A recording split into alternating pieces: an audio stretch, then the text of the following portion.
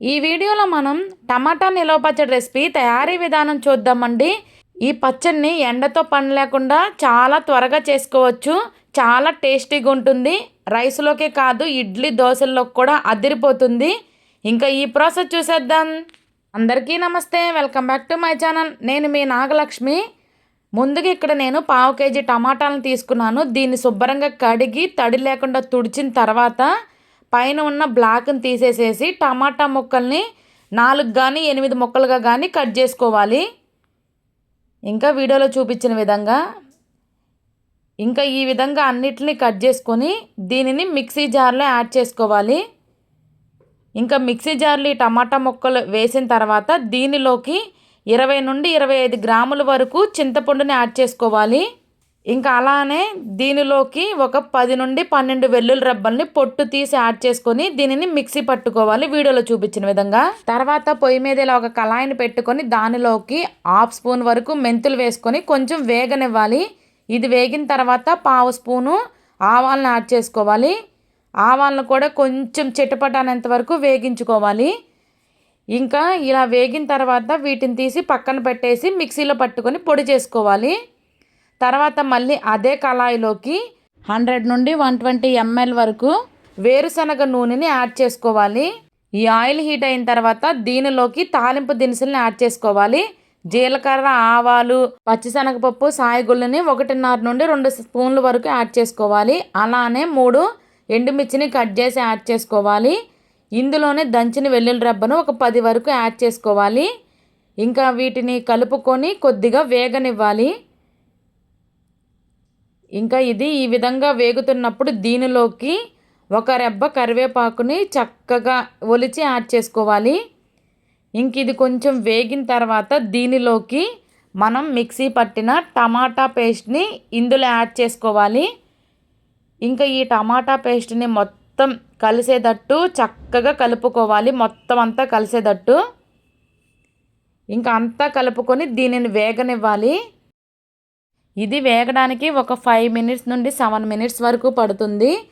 ఇది అడుగంటకుండా దగ్గరే ఉండి కలుపుకోవాలి. ఇంకా దీనిలో ఉన్న చెమ్మదనం, తేమ అంతా పోయేంత వరకు వేగించుకోవాలి. దీనిలో నుంచి ఆయిల్ బయట వచ్చేంత వరకు వేగించుకోవాలి.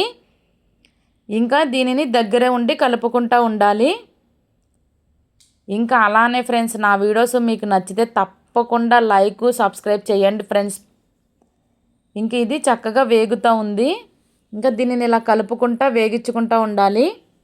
ఇది ఇంకా వీడియోలో చూపించినట్టు ఈ విధంగా నూనె పైకి తేలుతున్నప్పుడు ఇంక ఈ స్టేజ్లో రుచికి సరిపడినంత సాల్ట్ని యాడ్ చేసుకోవాలి.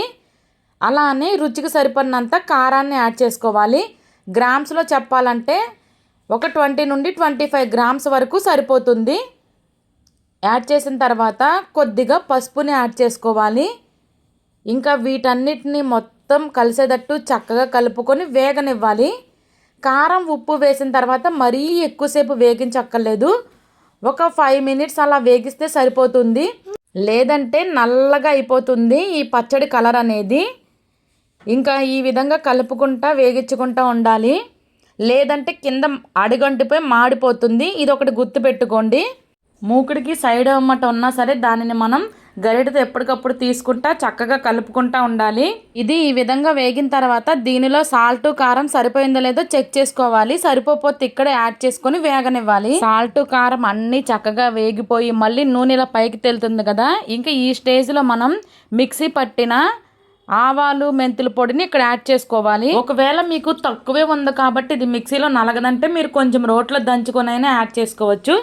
లేదంటే ఎక్కువ క్వాంటిటీ మీరు కొంచెం ఫ్రై చేసుకొని దాన్ని 1 స్పూన్ వరకు తీసుకున్న ఆ పొడి సరిపోతుంది.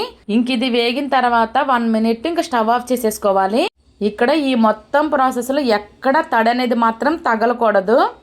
ఇంకా ఆ విధంగా 1 మినిట్ వేగిన తర్వాత స్టవ్ ఆఫ్ చేసేసుకోవాలి.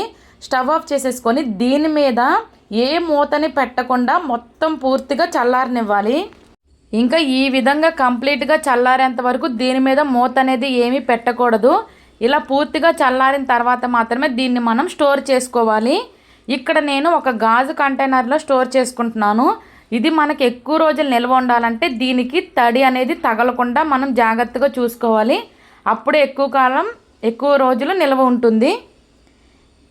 ఇంకా అంతేనండి, టేస్టీ టమాటా పచ్చడి అయితే రెడీ అయిపోయింది. ఈ వీడియో మీకు నచ్చితే తప్పకుండా లైక్ చేయండి, అలానే మీ ఫ్రెండ్స్ అండ్ ఫ్యామిలీకి షేర్ చేయండి. ఇలాంటి టేస్టీ అండ్ సింపుల్ రెసిపీస్ కోసం నా ఛానల్ని వెంటనే సబ్స్క్రైబ్ చేసుకోండి. అంతేనండి, thank you for watching. Bye bye.